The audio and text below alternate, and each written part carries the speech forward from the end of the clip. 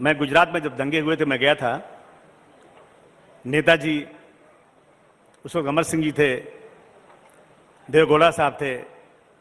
हम लोग जब गए थे गुजरात में तो उस वक्त नेताजी को जाने ही नहीं दे रहे थे गुजरात में, अहमदाबाद शहर के अंदर। तो नेताजी ने कहा कमिश्नर से, मैं 3 बात बोलता हूं तुमको, या तो मुझे गोली मार दो, या तो मुझे जाने दो, या तो मुझे जेल भेज दो, और 15 मिनट देता हूं। 15 मिनट में अगर तुमने नहीं बात सुना ना तो मैं यहां से उठूंगा, चला जाऊंगा, मुझे किसी सिक्योरिटी की जरूरत नहीं। जब 15 मिनट हो गया, कमिश्नर ने कुछ नहीं कहा तो बिना सिक्योरिटी के हम लोग निकल गए। तो भाग्य कमिश्नर आया। हमने गुजरात के हालात देखे हैं। बिल्किस बानो जो गांव में रहती थी, उसका बलात्कार किया गया, उसके तमाम घर वालों को मार दिया गया, एक भी घर वाला जिंदा नहीं था। वो औरत बेकपड़े के नंगी भागती रही और एक औरत मिली, उसको एक लहंगा दिया पहनने के लिए। उसने जाके शिकायत किया, कंप्लेन किया, लेकिन गुजरात की कोर्ट ने कहा कि गुजरात में इंसाफ नहीं मिलेगा, इसको महाराष्ट्र भेज दो। महाराष्ट्र में मुकदमा चला। उस केस को चलने के बाद सजाएं हुई,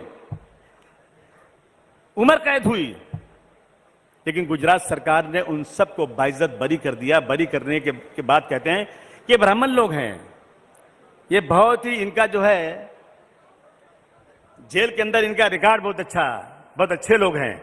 अब आप सोचिए, जहां एक तरफ देश में आज जो है रेप के ऊपर, मर्डर के ऊपर नए नए कानून बनाने की बात हो रही है, लेकिन अगर गुजरात में कोई आदमी मर्डर में और रेप में पकड़ा जाएगा, उसे जेल की सलाखों से बाहर छोड़ दिया जाएगा। यह हो रहा है देश के अंदर। तो इसलिए मैं कहना चाहता हूं दोस्तों, सबसे बड़ी बात यह है कि डॉक्टर भीमराव अंबेडकर साहब के कानून की धज्जियां उड़ाई जा रही हैं। हमारा रिजर्वेशन नहीं है। मैं पूछना चाहता हूं कि एयर इंडिया बिक गई। एयर इंडिया में मुसलमान 1% काम करता है, 99% मिलकर दूसरे भाई काम करते हैं। और अब याद रखिए कि अब जो नई नौकरियां आएंगी ना, वो रिजर्वेशन से नहीं आएंगी, और जिनका रिजर्वेशन है उनको कॉन्ट्रैक्ट पे काम मिलेगा। 8 घंटे की जगह 12 घंटे काम करने पड़ेगा, तनख्वाह कम हो जाएगी। और पता नहीं क्यों लोग सोए हुए हैं देश के लोग।